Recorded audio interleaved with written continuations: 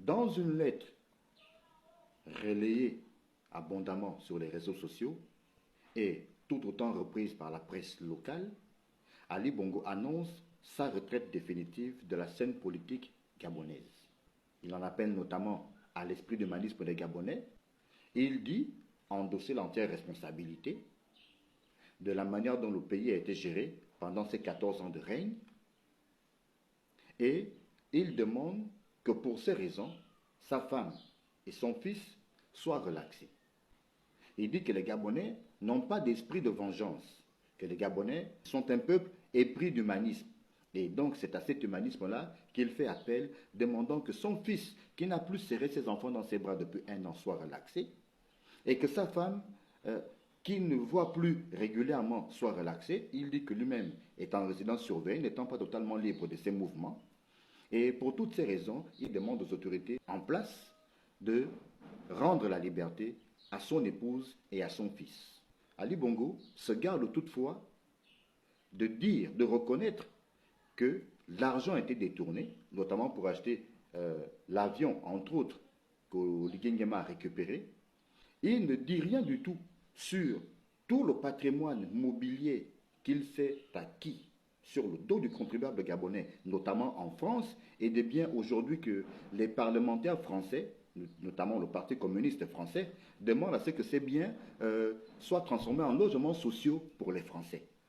Donc un gros manque à gagner, c'est-à-dire qu'on a pris de l'argent, à peu près 100 millions d'euros pour acheter l'hôtel Pozo di Borgo à Paris, et donc un tel hôtel soit transformé en logements sociaux, mais le peuple gabonais, qu'est-ce qu'il gagne dans tout ça là? Ça, Ali Bongo n'en parle pas. Il ne dit évidemment rien sur les détournements massifs qui ont caractérisé son règne, notamment du temps où la Young Team a pris les rênes du pays, la Young Team qui était donc pilotée par son fils Noureddine Bongo Valentin. Il ne dit rien sur les meurtres de 2016, le bombardement du QG de Jamping, où des Gabonais sont morts, non seulement dans ce QG, mais ailleurs aussi. Ça, il ne dit pas endosser l'entière responsabilité de cela. Tous les sévices qu'ont subis les Gabonais lors du transfert de la dépouille de feu André Mbobam en 2015 de Libreville à Oyem et d'Oyem à Modouneux. Parce que des gens ont subi des sévices à l'aéroport. C'est lui qui vous parle, qui était alors journaliste à Écho du Nord, s'est retrouvé interné à l'hôpital SOS Médecins. Je sais de quoi je parle. En gros, c'est l'hôpital qui se moque de la charité. Quand il est arrêté à son domicile avec un de ses hommes de main, Yann Goulou, Noureddine Bongo Valentin est pris avec d'importantes sommes d'argent. Ces valises ont été exposées sur la place publique. On a vu toutes ces images qui ont fait le tour du monde entier. Et Yann Goulou qui, à l'occasion, répondait que cet argent, c'était de l'argent de la campagne.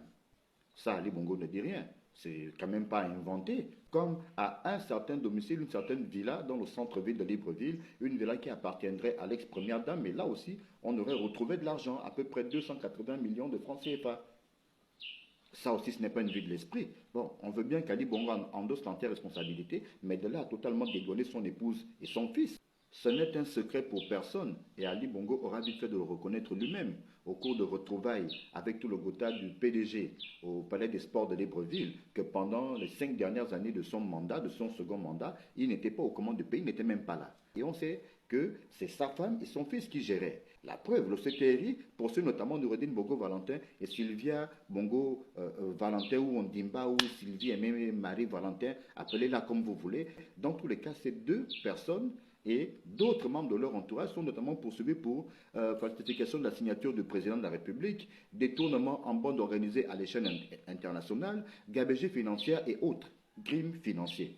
Bon, de là à juste dire que bon, ma femme et mon fils n'ont rien fait, alors qu'il serait avéré qu'il y aurait eu falsification de la signature du président, et lui-même reconnaissant qu'il n'était pas là pendant les 5 dernières années de son mandat, et d'autres révélations notamment faites par Brice Tatouche Alianga lors de son procès au palais de justice de Libreville.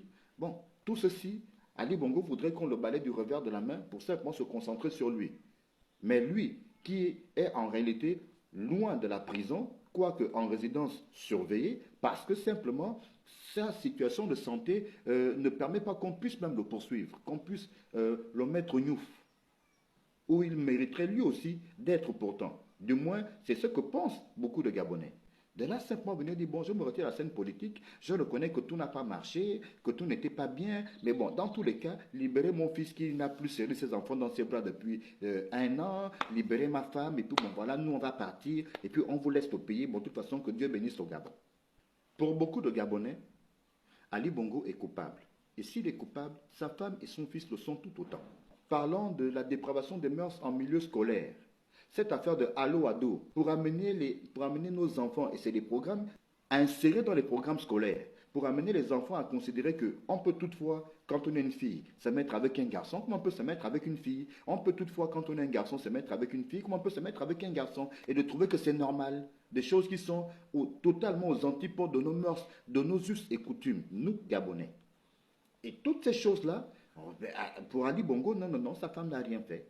Rien que la fondation Sylvia Bongo, et là il y a des dossiers qui sont d'ailleurs connus de tous. Patricia Tanassa du temps où il comparait devant la justice, notamment poursuivi dans la spirale judiciaire, ou la spirale infernale judiciaire autour de Bla et les Bla Boys. Patricia Tanassa avait notamment laissé entendre qu'il y a des ordres qu'il recevait directement de la première dame. Patricia Tanassa qui, en ce temps-là, était le grand patron de Gab Oil Company, la compagnie pétrolière gabonaise. Et on a juste justifié après en disant que bon voilà, la fondation Sylvia Bongo travaille pour le peuple gabonais, pour le bien-être des Gabonais, donc ne saurait être mêlé à des affaires de détournement de fonds, etc. C'était la même chose d'ailleurs pour René Alouokwe, ancien directeur général de la CNAMGS, qui lui aussi avait dit qu'il recevait des ordres directement de la première dame. Bon, tout ça, Ali Bongo voudrait nous faire croire que, en fait, sa femme n'a rien fait. Dans ce cas-là, la première dame dont il est question, la première dame dont le nom est souvent cité par Bla et ses anciens Bla Boys, c'était qui alors?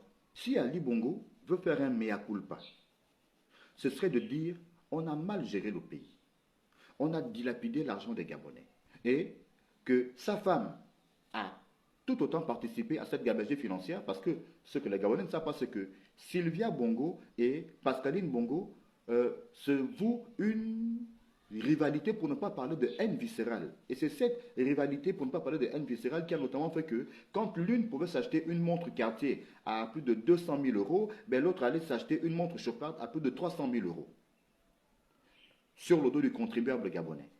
Sylvia Bongo pouvait prendre son jet privé le matin, ou même l'avion qui a été récupéré par Oligui, aller en France, déjeuner le matin et puis rentrer tranquillement à midi. Sur le dos du contribuable gabonais. Et avec une pseudo-fondation, venez faire croire aux Gabonais que bon voilà, elle aime le Gabon, elle aime les enfants, blablabla, toute une opération de com. En définitive, et d'ailleurs ce n'est pas un scoop, puisqu'Ali Bongo avait déjà annoncé qu'il se retirait de la vie politique, qu'il se retirait de la scène politique dans une interview dernièrement accordée à Jeune Afrique, il y a de cela quelques mois. Donc ce n'est pas un scoop qu'ils disent aujourd'hui qu'il se retire. Et puis, s'il ne se retire pas, que peut-il faire d'autre? Puisque de toute façon les Gabonais n'en veulent plus.